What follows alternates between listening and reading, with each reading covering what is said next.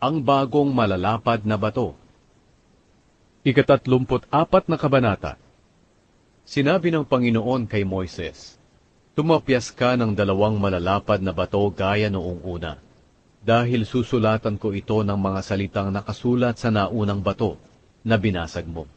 Maghanda ka bukas ng umaga, at umakyat ka sa bundok ng Sinai. Makipagkita ka sa akin sa itaas ng bundok. Kailangang walang sasama sa iyo. Walang sino mang makikita sa kahit saang bahagi ng bundok. Kahit na mga tupa o baka ay hindi maaaring manginain sa bundok." Kaya tumapyas si Moises ng 2 malalapad na bato, gaya noong una. At kinabukasan, maaga pa'y umakyat na siya sa bundok, ayon sa iniutos ng Panginoon, dala ang 2 malalapad na bato. Bumaba ang Panginoon sa pamamagitan ng ulap, at binanggit niya ang kanyang pangalang Panginoon, habang nakatayo si Moises sa presensya niya. Dumaan ang Panginoon sa harap ni Moises at sinabi, "Ako ang Panginoon, ang mahabagin at matulunging Diyos. Mapagmahal at matapat ako, at hindi madaling magalit. Ipinapakita ko ang pagmamahal ko sa maraming tao, at pinapatawad ko ang mga kasamaan nila, pagsuway, at mga kasalanan. Pero pinaparusahan ko ang mga nagkakasala, pati na ang kanilang salinlahi, hanggang sa 3 at 4 na henerasyon." Nagpatira pa si Moises sa lupa at sumamba. Sinabi niya, "O Panginoon, kung nalulugod po kayo sa akin, nakikiusap po akong sumama kayo sa amin. Kahit na matigas ang ulo ng mga taong ito, patawarin po ninyo kami sa aming kasamaan at mga kasalanan. Tanggapin niyo po kami bilang inyong mga mamamayan." Inulit ang kasunduan. Sinabi ng Panginoon, "Gagawa ako ng kasunduan sa inyo. Sa harap ng lahat ng kababayan mo, gagawa ako ng mga kamanghamanghang bagay na hinding-hindi ko pa nagagawa sa kahit saang bansa sa buong mundo. Makikita ng mga mamamayan sa palibot ninyo ang mga bagay na gagawin ko sa pamamagitan mo. Sundin mo ang iniutos ko sa iyo sa araw na ito. Itataboy ko ang mga Amoreo, Kananeo, Hiteo, Perezeo, Hibeo at mga Jebuseo mula sa lupaing ipinangako ko sa inyo. Huwag kang gagawa ng kasunduan sa mga tao sa lupaing pupuntahan ninyo, dahil magiging bitag ito para sa inyo.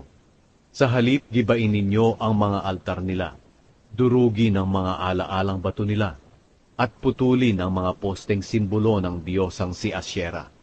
Huwag kayong sasamba sa ibang mga diyos, dahil ako ang Panginoon ay ayaw na may sinasamba kayong iba. Huwag kayong gagawa ng kasunduan sa mga taong nakatira sa lupain na pupuntahan ninyo, dahil baka matukso kayong kumain ng mga handog nila, at anyayahan nila kayo sa paghahandog at pagsamba nila sa kanilang mga Diyos.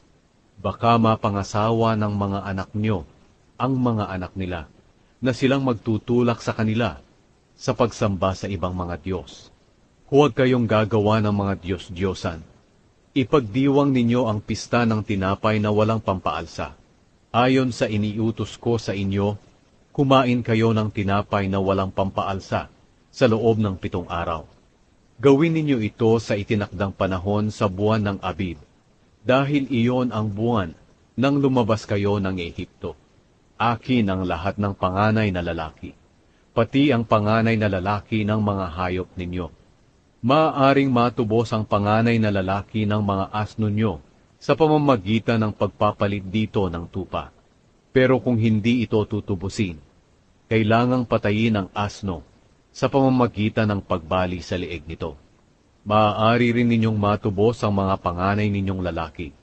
Walang makakalapit sa akin na walang dalang mga handog. Magtrabaho kayo sa loob ng 6 na araw, pero sa 7 araw ay magpahinga kayo, kahit sa panahon ng pag-aararo at pag-ani. Ipagdiwang ninyo ang pista ng pag-aani kung mag-aani kayo ng mga unang ani ng trigo, at ipagdiwang din ninyo ang pista ng katapusan ng pag-ani sa katapusan ng taon. 3 beses sa 1 taon, pupunta ang kalalakihan ninyo sa mga pistang ito, sa pagsamba sa Panginoong Diyos, ang Diyos ng Israel. Itataboy ko ang mga mamamayan sa lupaing ibibigay ko sa inyo, at palalawakin ko ang teritoryo ninyo. At walang sasalakay o aagaw sa bansa ninyo, sa panahong lumalapit kayo sa akin na Panginoon na inyong Diyos. Huwag kayong maghahandog ng dugo sa akin, at kahit anong may pampaalsa. Huwag din kayong magtitira para sa susunod na araw ng karne ng tupa, na handog ninyo sa panahon ng pista ng paglampas ng anghel. Dalhin ninyo sa templo ng Panginoon na inyong Diyos, ang pinakamagandang bahagi ng una ninyong ani. Huwag ninyong lulutuin ang batang kambing na hindi pa naaawat sa kanyang ina.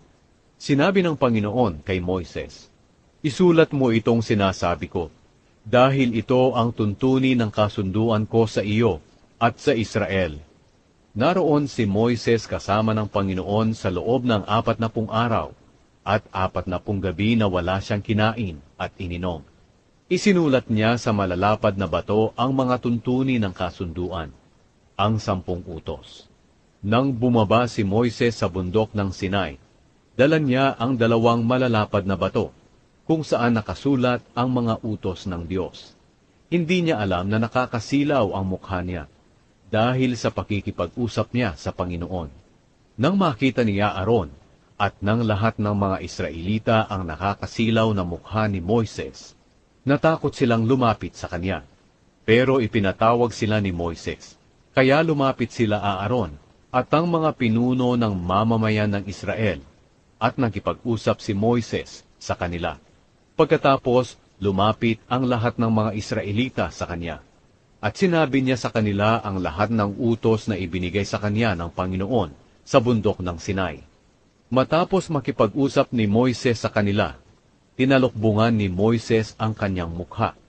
Pero sa tuwing papasok siya sa toldang tipanan para makipag-usap sa Panginoon, tinatanggal niya ang talukbong hanggang sa makalabas siya ng tolda. Kapag nakalabas na siya, sinasabi niya sa mga Israelita ang lahat ng sinabi ng Panginoon sa kanya. At nakikita ng mga Israelita ang nakakasilaw niyang mukha.